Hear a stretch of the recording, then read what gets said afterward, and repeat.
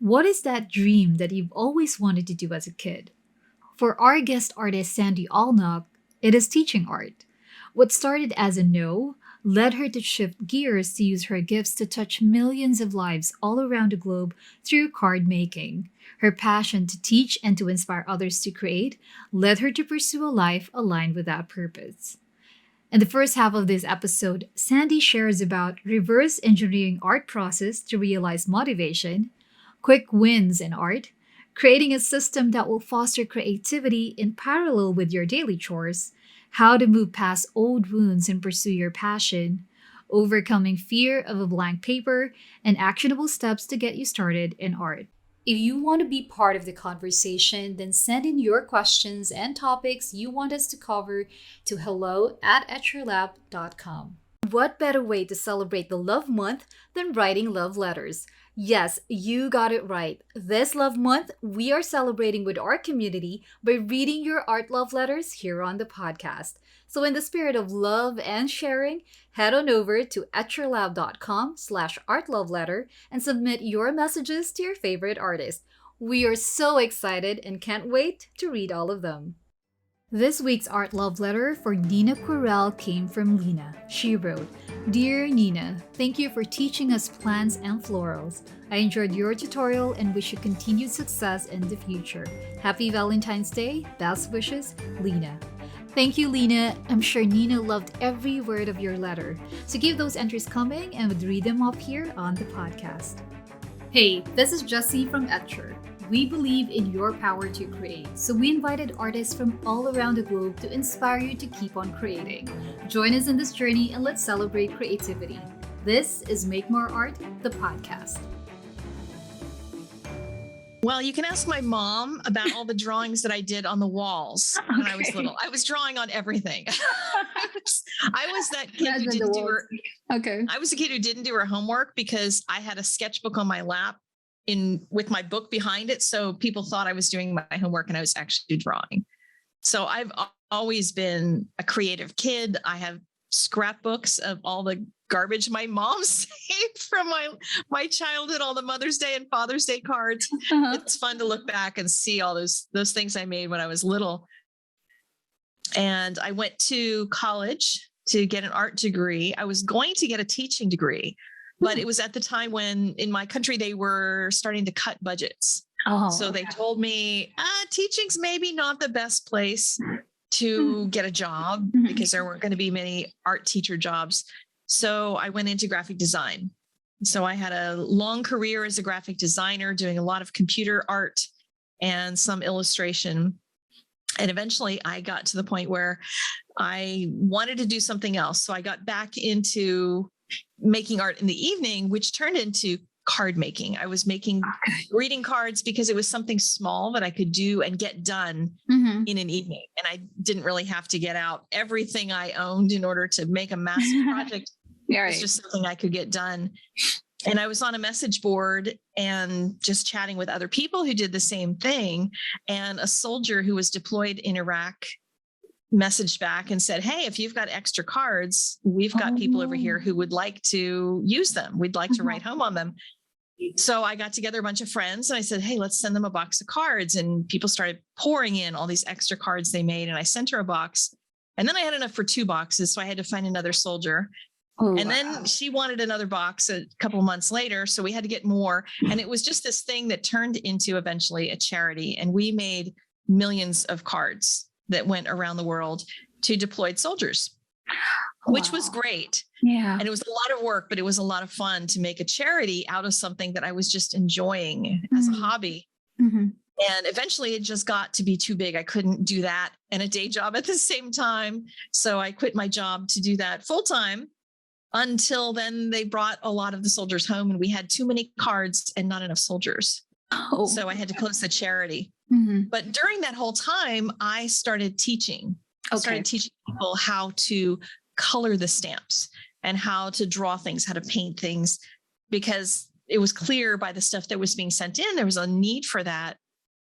And I discovered that childhood dream of being an art teacher was coming true. And it wasn't something I deliberately did. It just happened because of the charity.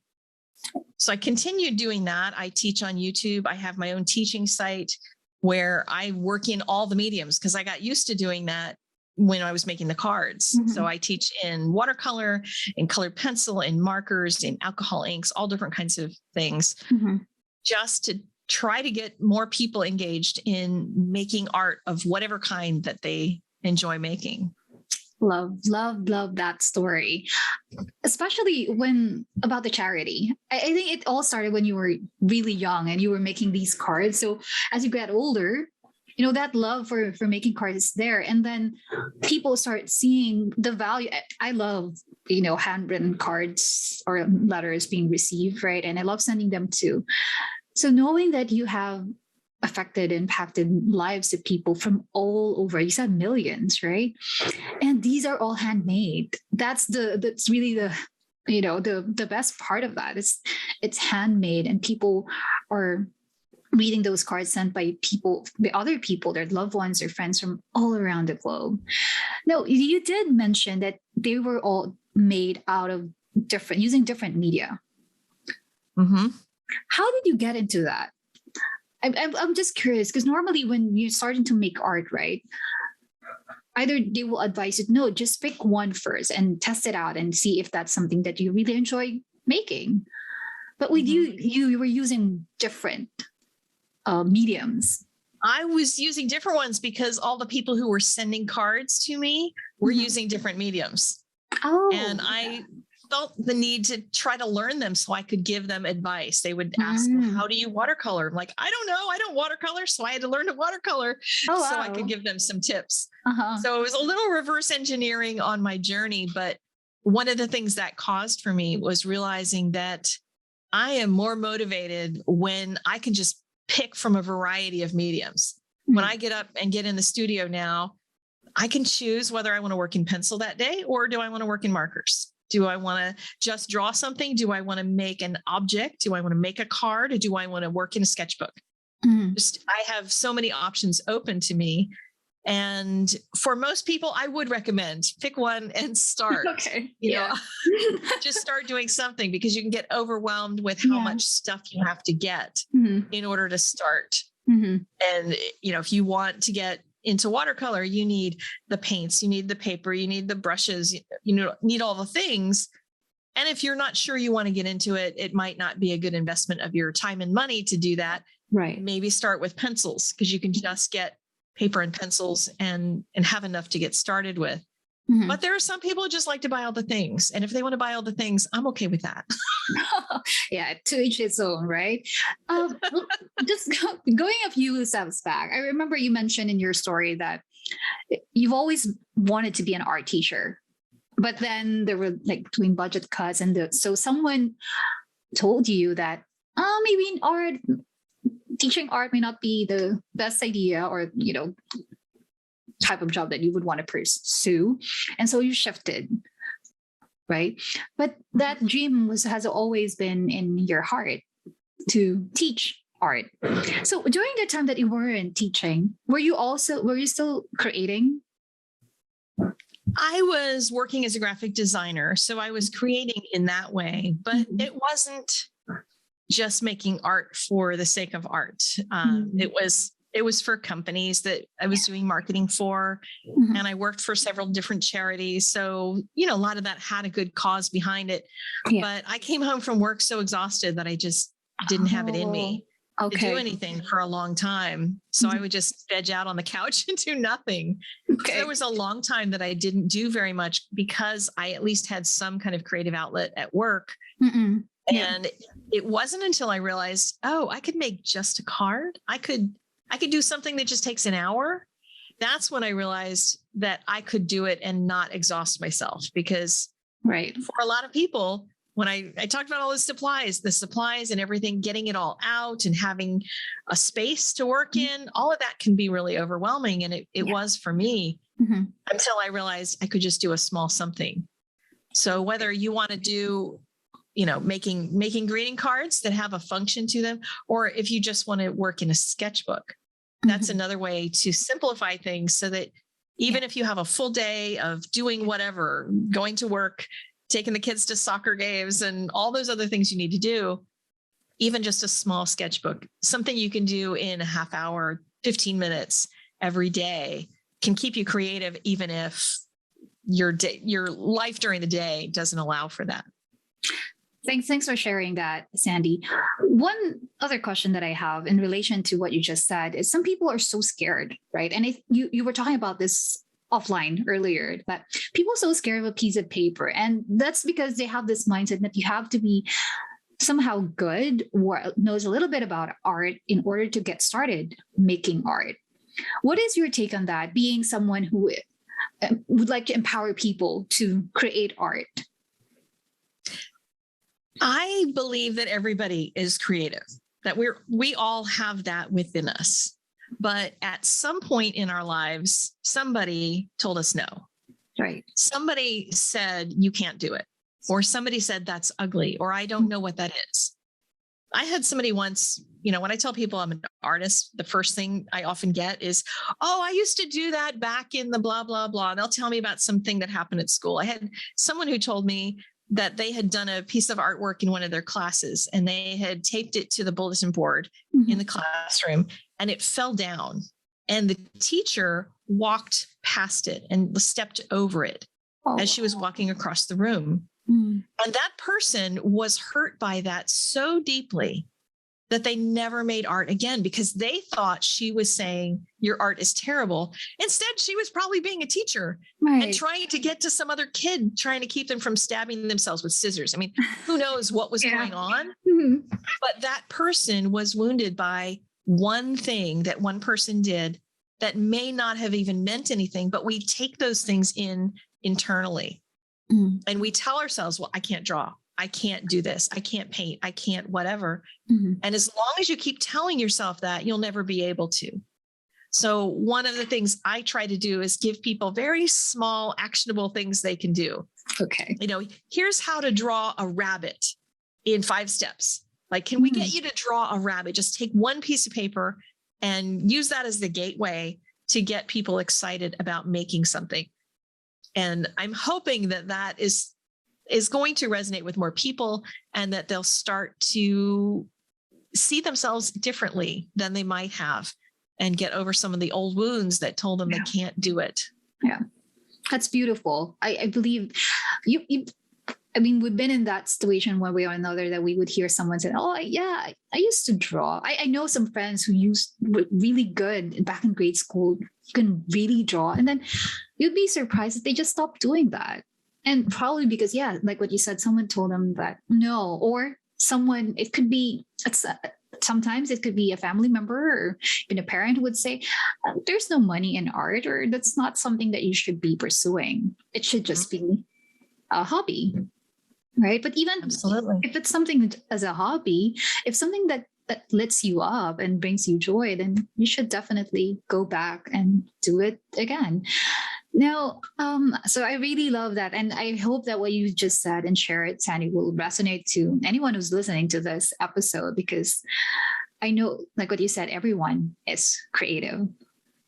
And I really hope that with those actionable steps that you just mentioned, people will be inspired to get started making art. So speaking of those actionable steps, and this is a common question that we would get for when someone would like to start drawing, is that what specific subject should I start with? Is it a tree, a flower? Definitely not a face, but what would you recommend? Because I think as a kid, when I was starting to draw would be, normally it's like sticks, right? Or a flower. Or a tree. Those are the 2 common things that people, or clouds maybe. But what would you recommend as a starting point? I would recommend whatever they're excited about. Oh, okay. Because if you don't like trees, it's not going to help you to try to draw a tree because you're not into trees. There are some things that are going to be really simple. There's going to be some things that'll be complex. And if you just Google, you can find all kinds of tutorials on the web for drawing anything that you want. If you're someone who wants to learn to draw faces, there are simple tutorials for how to draw a face. It might not be something that you'll, take to right away, but it also might be something that you'll realize is a lot easier than you think it is. But I would say whatever it is you're interested in. It's the same advice that I give when people say, well, what colors should I buy when I'm going to start a new medium? What colors should I get? And what I tell them is get the colors you would use to make the things you want to make. If you want to paint flowers, buy colors that are good for flowers. It sounds really simple, but you don't need everything in order to get started. You can just start simply with one thing. If you want to paint trees, if that's really what you want, buy greens and some browns, and you'll be able to work on trees. That's and true. Just take that initial step to get started. Because a lot of times it is that, what do I draw? What do I do? What do I use? Which color do I pick? And people freeze and they panic because they're worried they're going to do it wrong. Right. And the one thing to remember is you can't do it wrong. The one thing you can do is take a step. And if you take a step, that's going to lead to another step, which is going to lead to another step. It's why they call it a journey. You're going from point A to point Z and going back through the alphabet again and again. Yeah. You're never going to get to the end of the journey. You're always going to keep learning. I've just been learning things this week. I have been blowing my own mind with trying mediums on different papers and realizing, oh my goodness, I could use this on that. Nice. There's always something new to learn. So if you get to the point where you're frozen because you're worried you can't draw that tree or that flower, do it every day for a while, and you'll start to see progress from that first flower into the 10th flower and in the 20th flower. That's where you'll start motivating yourself as you see your own progress. But if you don't do it on a regular basis, you won't make progress. It's like going to the gym. Yeah. You go to the gym once a month, you'll never see progress. And you'll be like, well, why am I not losing weight? But if you go to the gym several times a week, or you go to the gym every day, you'll see progress faster. And it's the same thing with anything you want to learn. So try whatever it is and try it for 10 days in a row and see if that helps you to realize that you can learn, you can actually grow in doing something. Beautiful. And those are really great golden nuggets from you on how to get started. Because you're absolutely right. You know, the blank piece of paper, I remember when I was starting out, it's like, oh my, what am I going to paint? And it's like, I will freeze and I would look at it for probably a good 10, 15 minutes. And what am I going to paint? That's always a question. Or what colors, what subject should I start with? Now, just going back quickly to that charity and the cards, I would imagine like different cards and different type of art, different mediums. Where do you draw inspiration? I'm just curious because we're talking about millions of cards. So where do you get inspiration, and how do you approach a card, by the way? I guess that's another question that I would like to ask. Well, with cards, you can start with the person who you're going to give the card to. You can start with what the holiday is, the season that you're giving it, like Valentine's Day is coming up. You can start with what colors inspire you that day. All different kinds of things can give you that beginning. You can go to Instagram or YouTube and follow endless rabbit trails of inspiration and find all kinds of ideas. But you can also just sit down and start making. There's a lot of people that think they have to copy someone else's idea in order to make something, and they freeze and panic. And my advice is just push through it. I know it's hard to just say push through it and think, well, how do I do that? Yeah. Well, start putting a mark on the paper. If the paper is white and blank, it's going to be intimidating. So stepping past that white blank thing, just get something on the paper, whether you're using a rubber stamp or whether you're going to use a drawing or just a swash of paint, and just get it started. Sometimes that initial motion and watching color move can be the inspiration that gets the next step going and the next step going. That's a really great tip, especially the splashing of colors.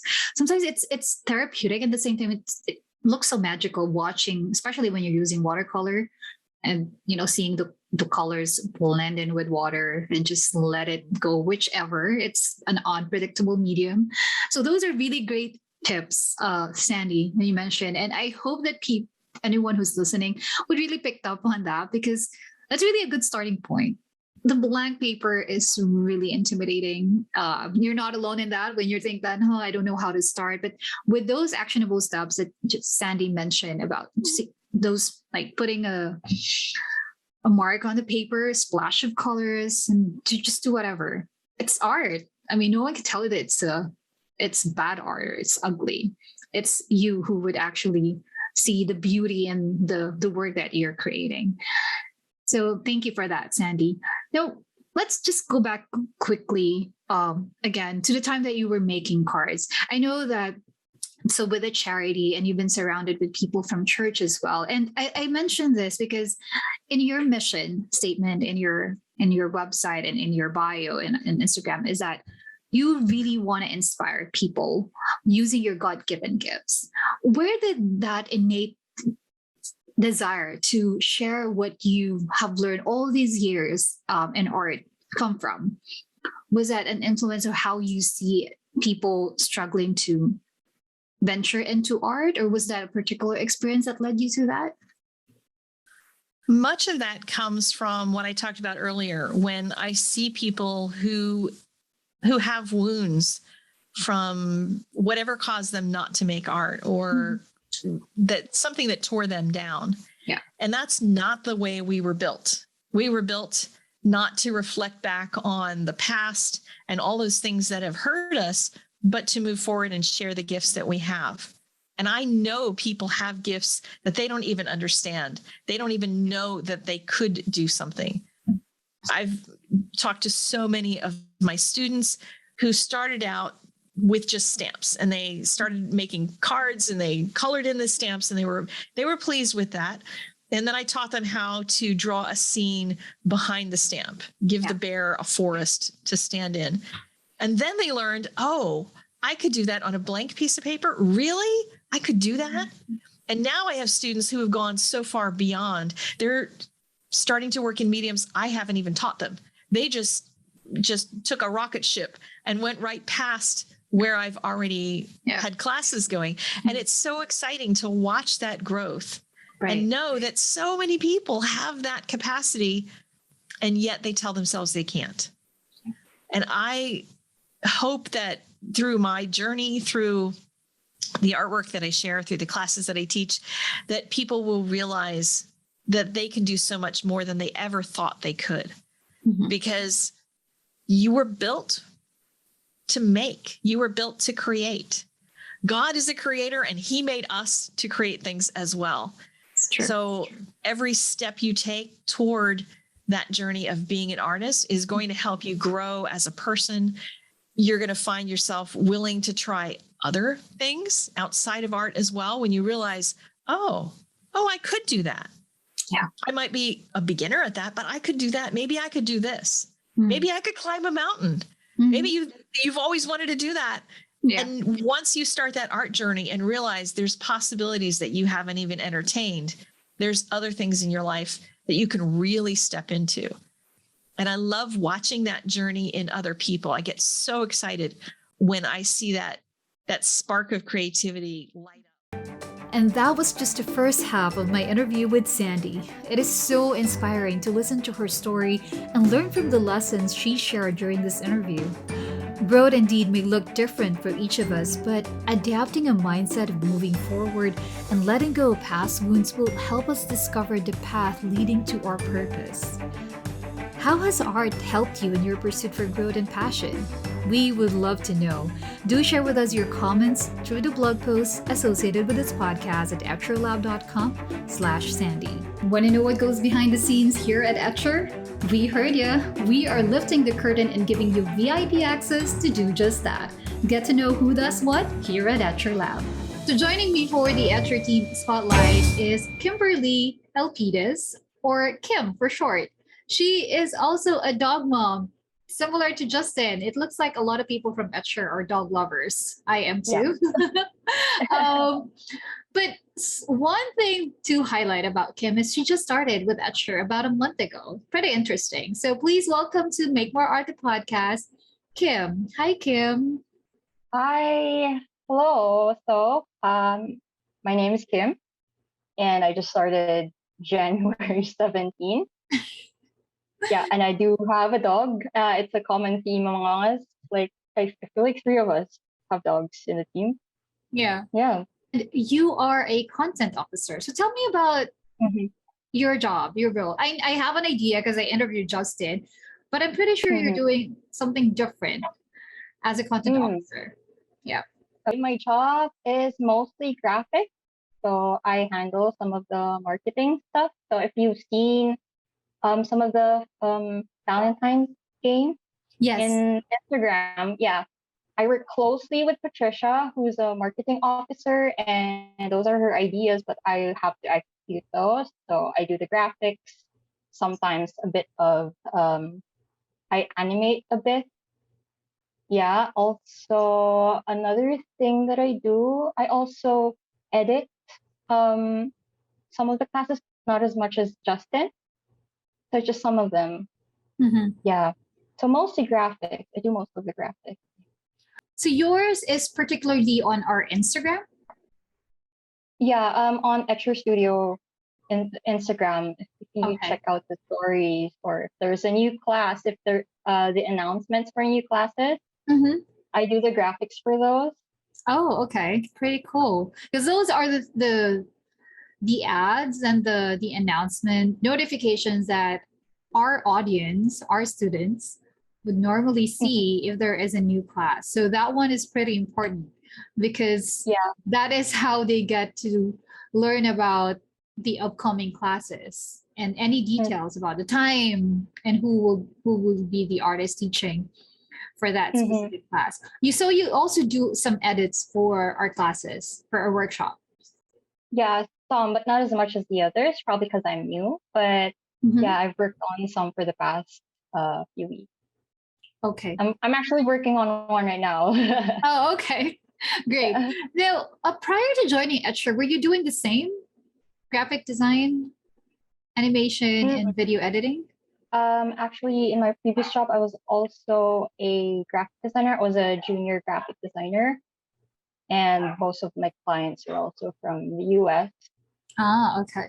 Yeah, so I've done my fair share of designing for social media, a lot of print, Hmm. so like brochures and stuff. Yes. Yeah, but here in Etcher, it's mostly for social media. So 1 month with Etcher, how has the experience been? Okay, so actually everyone's been super friendly, so easy to Mhm. talk to. Like especially the content team. It also helps that some of us already know each other Yeah. from attending the same school and stuff.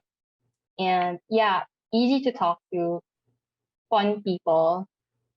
So far my stay with Etcher is has been pretty great because of the working environment. Everyone's super friendly, and it helps with the workload. I guess if everyone's having fun, then Yeah. workload isn't so heavy. You look forward to talking to them next day and then starting your work. Yeah, That makes I have to agree about the fun part. I think that's what makes working at Etcher really different from the usual like 9 to 5 Mhm, job because there's the fun factor and the people are so like what you said, so friendly and very easy to work with. And yeah. the fun part is something that we also would want our audience or our students to experience. And your role as a content officer adds into that because you Yeah. make all these fun designs and so that it's pleasing to the eye and people can Hmm. be curious. So tell me about graphic designing. So specifically for socials, is there Hmm. a specific skill or do you have to be really, really creative or is it something that you can learn and that's being Hmm. taught in school? Okay. So that's like I feel like this is something that's been talked about a lot. Is the talent versus skill. If Mhm. it's something that's Yeah. innate or if it's something that you have to learn. Yeah. So the thing with design, as they say, it's not art. Art is more self-expression, and it requires talent and also a lot of hard work. Right. As for design, it's more of, I guess it serves a purpose. So even if you're not very good at art, you can still learn to design, if that makes sense. Like it does. So like, yeah, so in design also, it's not, I guess there's some a measure of self-expression in it, but like at the end of the day, you're designing for someone else, not for yourself. But in my case, I'm designing for Etcher. So there's this thing we call branding that we have to learn. You're right. And yeah, you have to make sure that everything that you design feels like Etcher. Makes sense. Just has the same tone. Like there's this thing called brand voice, brand tone, stuff like that. Yeah. So I hope I'm making sense. I think for someone who probably is new to designing, especially for when you talk about branding, brand tone, and those are really key important, factors in order for you to create a design. And you're absolutely right. So while it's self-expression, but if you're designing for someone, so there is a purpose as to why you are designing it, whether to persuade, to inform. So those are really good information that you shared, Kim, especially for someone who was, what is a content officer? Did you just create content and upload it? Or was there like a process behind it? And what you just said is it's more than just creating something, designing it, but it has to have a purpose. It has to be aligned with the brand. Yeah, for sure. And also, like one thing that they always mention in school is that designing is problem solving. So, like as I mentioned a while ago, I worked with a marketing officer. So everything that we put out, there's like a bit of they have to research about that. We also do our own research. Like it's how do I put it?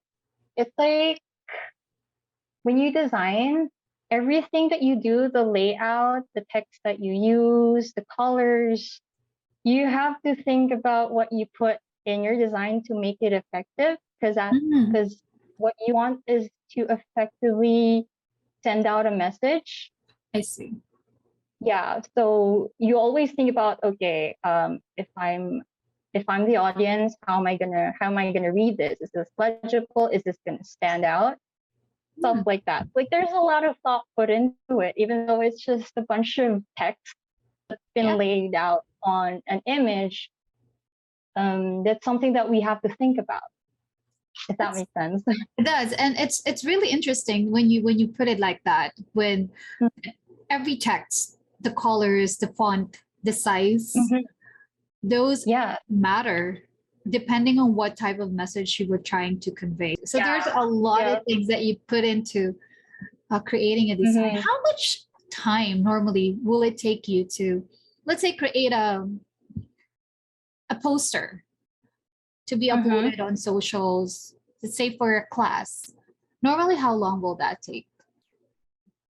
That depends. If it's a poster that I've already done before, but already has a template, then for sure it's shorter. Yeah. But if it's a new poster and you have to like build a new concept, also you have to research on what design would be good for this kind of poster and stuff, then probably more than an hour. It depends, really. It depends. It depends. But it takes some time. It will take some time depending on, Yeah. Even for some, like sometimes I would take a lot of time just looking into inspiration and looking at mood boards and stuff like that. Even though it seems like it's so easy, and it's after you give the result, it seems to look very simple, but there's a lot of effort in there. A lot of thought. Yeah. And when you talk about socials, every platform, right? But they will always say that content is king. And that's the only thing that you can leverage, because it's like a conversation that you're having with your audience through the post. through the Yeah. graphic. So like what you said earlier, it really depends on what purpose or what message you're trying to convey. And if you're able to Mhm. achieve it, then yes, that's success for the design of Yeah. the poster of the okay. What would you Right. say Mhm. is, because you mentioned that there are different processes and thought process behind steps that you need to do in order to create a layout or a design for a poster, for an announcement or a social media Mhm. post. Which of those steps would, or I guess the question is, what do you like most? What's the, let's say, your favorite part of your Mm. job as a content officer? Right. Okay, so I guess my favorite part is that I get to try new things Hmm. because my marketing officer is actually open to ideas. So Oh, okay. thank you, Patricia, because she likes it when I she likes it when I try out new things. So um sometimes I guess the limitation when you're following a brand is that you get trapped into this design Yeah. style, Hmm. but sometimes you can tweak that, especially when you're marketing new things and you'd want to grab attention, right? So yeah, I think that's probably why my marketing officer is a bit more open when it comes to that. That's good. Mm-hmm. Yeah, I and guess Patricia is great. yeah, yay, Patricia. So what one thing though, like I guess for our audience to relate to what I'm talking about, it's like composition. Hmm. Yeah, when you're painting, of course, you have to always think about where you put your subject, what kinds of colors you use, what works best. So it's the same with design, except I guess with design, it's a bit more, yeah, there's problem solving than rather than self expression. I Best love the way I can put it. analogy. Yeah, I love the Yeah. analogy. You're absolutely right about composition. So it's pretty much the same. You're designing a poster Mm, or any, yeah, content for social media. It involves like composition, where you put the text. If there are mm, any elements that you need to put into the poster, then you need to add those. And when you're painting, I'm sure for listeners who are into yeah. watercolor or acrylic or wash, you put in those elements onto the paper. You decide where exactly they will be in that space. Wow, that's Hmm. a really good analogy, Kim. Yeah. Thank you so much for sharing about what you do. I mean, as the Mhm. more that I interview people from Escher, because I have an idea about what content creation is. Every day we make content, right? The podcast is content. Yeah, But for sure. hearing you talk about it from that perspective, that there's a lot of effort that's being put into research Yeah. down to the Yeah. smallest details, Yeah. makes you understand that everything that we put out there, that we see on social media, people really take the time. There's a person Hmm. behind um, each of the posts, and it's not like a bot Yeah. that's just upload something. So thank you for Yeah. clarifying that, or for shedding some light on what you do as a content officer. A lot of people Mhm. think that sometimes just a post, you can just upload it and that's it. Yeah. But with here at Etcher, we are very mindful of what we put out there, especially for our audience and for our students. So Hmm. thank you, Kim, and Definitely. welcome to Etcher. I know it's only been a month, but thank you for what you do, and look forward to seeing more of your works. The marketing team, you partnering with Patricia, and yeah, thank you for being on Make More Art. It was a lovely chat. Thanks for having me. And yeah, thanks for having me. I hope I didn't talk too much. No, you did it. It was a good conversation, and I learned a lot from content creation perspective. So Cool. thank you, Kim. All Thank right, you. I'll see you in any of our conference calls, and I'll talk to you soon. Thanks, Yep. Kim. Thanks, Jessie. Thanks for having me. Bye. We would love to hear your thoughts, so please drop us a 5-star review on the Apple Podcast, or you can find us on YouTube at Etcher Studio. And hitting the subscribe button is greatly appreciated. Thank you so much for tuning in, and we'll catch you again next time. Until then, let's make more art.